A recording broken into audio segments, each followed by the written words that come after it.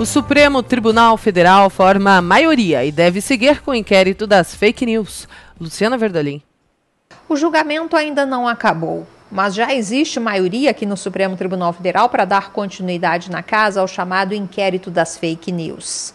7 dos 11 ministros acompanharam até agora o voto do relator, o ministro Edson Fachin, que recomendou o prosseguimento do inquérito. Com isso, já são 8 os votos para manter a investigação. O julgamento prossegue hoje com os votos dos ministros Marco Aurélio, Celso de Mello e do presidente da Casa, o ministro Dias Toffoli. Alguns ministros ainda tinham dúvidas com relação ao inquérito, mas depois do acirramento das ameaças que têm chegado ao tribunal, dos ataques recentes do presidente da República e da truculência de grupos ligados a apoiadores do presidente Bolsonaro, o Supremo chegou à conclusão de que é preciso evitar que a situação fuja do controle. O ministro Alexandre de Moraes falou sobre ameaças pesadas que são feitas na internet contra familiares dos ministros. Para que se pare de uma vez por todas de se fazer confusão de críticas, por mais ácidas que sejam, e que devem existir e continuar, com agressões, com ameaças e com coações. Ele citou o caso de uma advogada do Rio Grande do Sul, que já está sendo investigada e que nas redes sociais incentivou agressões não só aos ministros, mas também aos seus familiares. Que estuprem e matem as filhas dos ordinários ministros do Supremo Tribunal Federal. Fecha aspas. Em nenhum lugar do mundo isso é liberdade de expressão. Isso é bandidagem. O ministro Roberto Barroso classificou o inquérito como uma legítima defesa aqui do STF e afirmou que o juiz tem que ser independente, tem que julgar sem medo pessoal e sem medo pela família.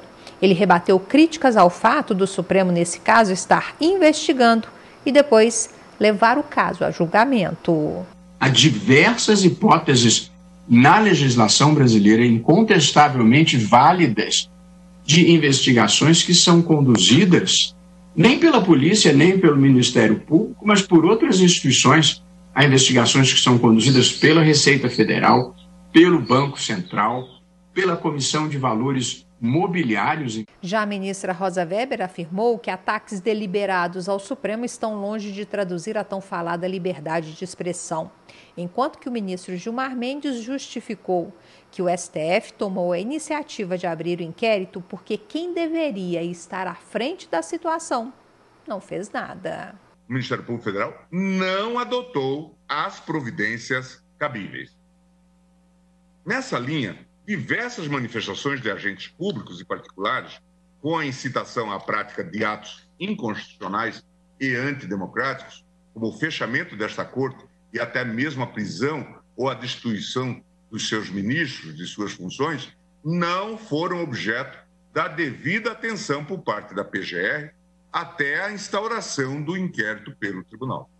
O Supremo Tribunal Federal decidiu manter também o ministro da Educação, Abraham Weintraub, no inquérito das fake news.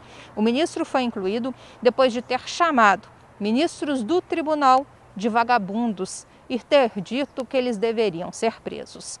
O habeas corpus foi pedido pelo ministro da Justiça, André Mendonça. No tribunal, no entanto, a maioria dos integrantes seguiu o entendimento do relator, o ministro Edson Fachin, que nem chegou a analisar o mérito do pedido e rejeitou o habeas corpus por entender que esse não é o recurso aceito pelo tribunal em caso de decisão monocrática.